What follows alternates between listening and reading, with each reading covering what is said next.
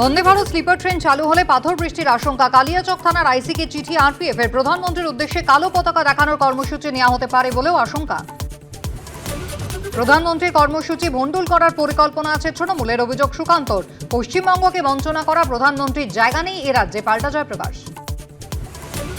আজ মালদা, কাল হুগলি, সিঙ্গুর। ভোটমুখী পশ্চিমবঙ্গে দুদিন আসছেন প্রধানমন্ত্রী। মালদা স্টেশন থেকে বন্দে ভারত সহ একগুচ্ছ ট্রেনের উদ্বোধন, দুপুরে করবেন জনসভা।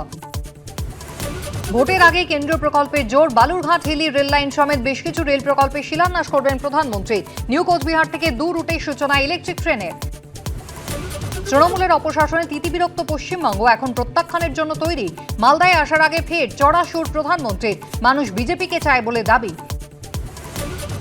ঝাড়খণ্ডে পরিযায়ী শ্রমিকের মৃত্যু ঘিরে সিএএ ওয়াকফের দুঃস্বপ্ন ফিরল বেলডাঙ্গায়। ঘণ্টার পর ঘণ্টা রেল, জাতীয় সড়ক অবরোধ, দর্শক পুলিশ।